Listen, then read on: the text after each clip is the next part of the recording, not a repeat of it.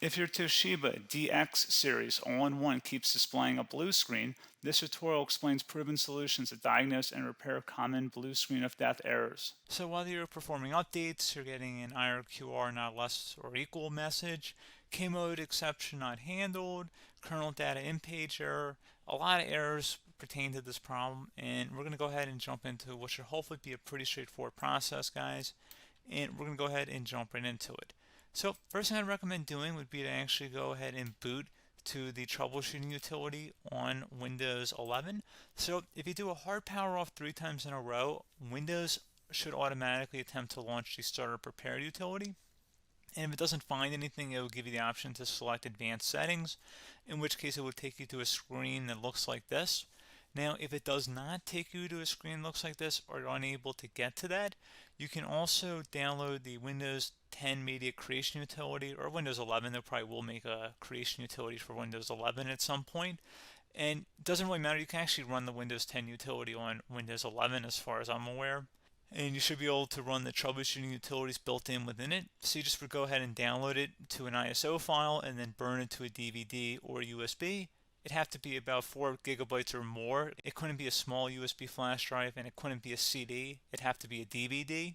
And then you'd boot your computer from it. So depending on the computer manufacturer, you'd have to tap a different key on your keyboard in order to launch that menu, in order to select what boot drive you want to go off of. So it could be anything between the escape key, F2, F8, F12, for example, and those are the function keys on the top of your keyboard. So you may have to just do a little bit of trial and error. Shouldn't take you more than a couple minutes. Googling it would probably be best before you even begin. But anyway, we're ready to go ahead and jump right into it. So we're on the choose an option page. So these will look very similar whether you're booting from it directly within Windows itself, or if you're plugged in a USB flash drive with the media creation utility installed and you selected the recovery option. So when you are setting up your Windows 11 installation or Windows 10, depending on the drive you're using, there should be an option to repair your computer in the bottom left corner of the dialog window, one of the first screens that comes up. You go ahead and select that, and then it would take you to a troubleshooting screen like you see here.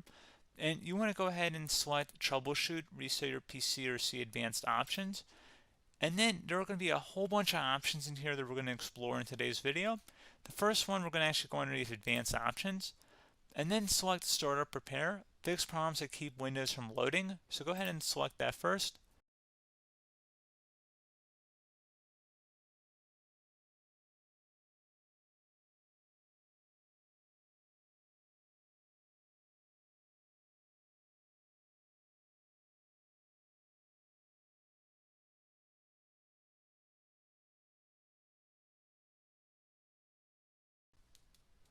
Okay, so you can see it could not repair our PC. That was our first option we could try. Something else, if we go back into advanced options here and then select troubleshoot, we're going to go underneath advanced options again. You can go ahead and actually access safe mode by selecting startup settings. And then if you select the restart button, you have the option on the screen select safe mode with networking, which will give you a key on the screen. It'll tell you which key to press to enter that. I believe it's the F7 key. It'll do that for you. I'm not going to go over that in today's tutorial because I don't really want to go into safe mode, but you're more than welcome to attempt that by going into here and then selecting restart. Again, it'll launch another screen. It'll say what key do you want to press, and it'll give you like 7 or 8 different options, and you want to select safe mode with networking. There's also an option for a command prompt too, but that's going to be something we're going to cover later in this video, and we don't even have to go through that in order to access it. So that's why I'm not going to really push for that, because unless you know exactly what's causing the problem, you probably don't need to go into safe mode. Unless you're trying to recover files, in which case then you definitely can go into safe mode, but we're trying to actually recover our computer here. So I hope that makes sense. Something else we can also try here as well would be to uninstall updates, remove recently installed quality or feature updates from Windows. So if you go ahead and select that, you can uninstall the latest quality updates, which generally is the more day-to-day updates. Feature updates are the less regularly released ones, like the big ones. I would equate it to service packs in like Windows 7 and Windows Vista and Windows XP. So larger updates that occur once or twice a year at most. And the quality updates are more just a regular update. So probably obviously depend. It'll take longer if you're going to try and uninstall the latest feature update versus quality update, and maybe you don't need to go back that far. So just giving you guys a couple pointers with that. Something else you can also look at here, and we're going to jump into the command prompt in a little bit, but you can select System Restore, which will use a restore point recorded on your PC to restore Windows. And this is something I would highly recommend here, guys. So select Next. Assuming you have a restore point saved on your computer, you go ahead and select the most recently created one, and you'll select Next, and then you'll select the drive. You shouldn't actually have to select the drive. You can scan for affected programs, but we're going to keep it all default here, and then we're going to select Finish. So once started, System Restore cannot be interrupted. Do you want to continue? I think we're going to select yes. I don't think we have anything better to do on our computer right now, so just give it a moment here to initialize. It will take a couple minutes to run, obviously depending on how large your hard drive is and how much is saved on the System Restore point. So just give it a couple minutes here.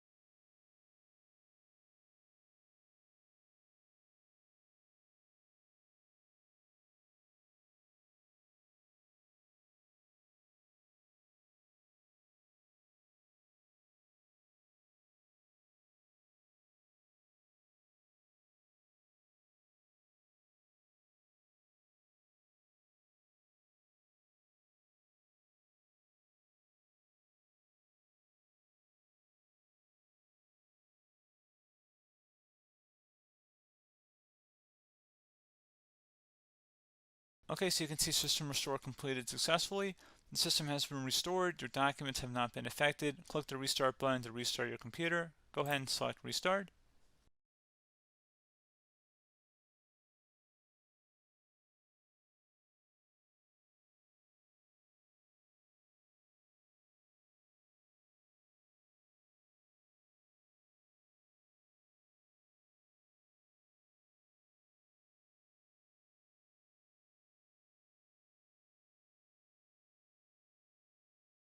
Okay, so you can see the system has been restored successfully.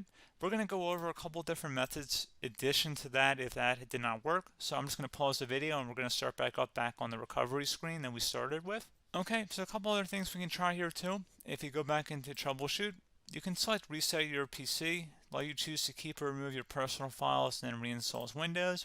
You can select to keep my files, which will remove apps and settings but keeps your personal files. You can also select remove everything, which will remove all of your personal files, apps, and settings. So this is more of a factory reset, the second option here. First option, it should not delete all of your personal files. However, it will pretty much clear most of your programs, and keep in mind, there's no guarantee that your information, number one, is even still available and easily recoverable on your computer to the point that you actually would be able to recover anything. And the second point is that there's always a chance that it won't actually recover and it will just do a factory reset anyway. So there's no guarantee that actually would keep your files anyway. So I would recommend trying to get a recovery tool and backing that up first before selecting it anyway. But again, those are a couple different options. And then something else you can try here, if you go back to the choose an option. Another option, if you go underneath choose an option and select troubleshoot, advanced options, and now select where it says command prompt. Okay, so the first thing we should do is type our main hard drive here. In most cases, it should be the C drive. So you just do a C colon and then hit enter on your keyboard. So once you're underneath the C drive, we're going to type in dir and then hit enter on your keyboard. It should have program files, users, and Windows all in there. That's how you know you're in the right directory.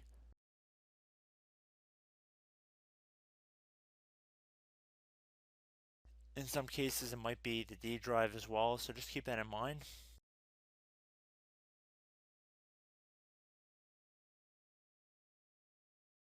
Next thing we're going to do is type in cd space / Windows / system 32 / config, and then you're going to hit enter on your keyboard.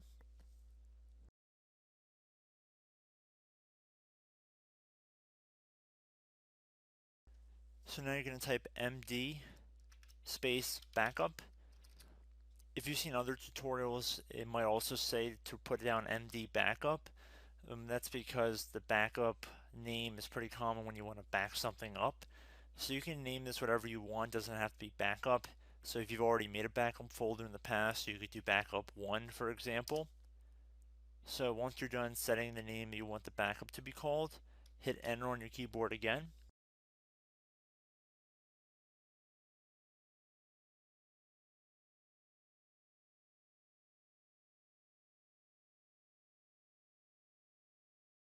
At this point you want to type copy, C-O-P-Y, space, then you want to do the star symbol above the 8 key, then do a period or a dot, whatever you want to call it, then another star sign, and then another space, and then type backup, and then hit enter on your keyboard.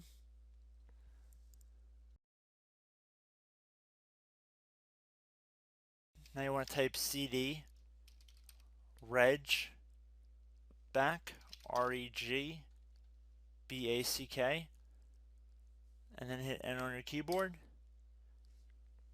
So now that we are under the reg back, so now you want to type dir again, and then hit enter.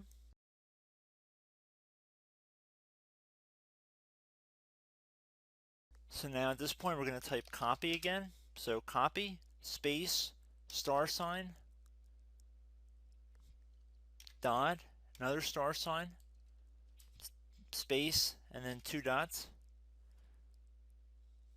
So we're going to type copy, space, star sign, dot, sign, star sign, dot, dot, and then hit enter on your keyboard again. So for overwrite, you want to overwrite all. So type A on your keyboard, so capital A, and then hit enter on your keyboard.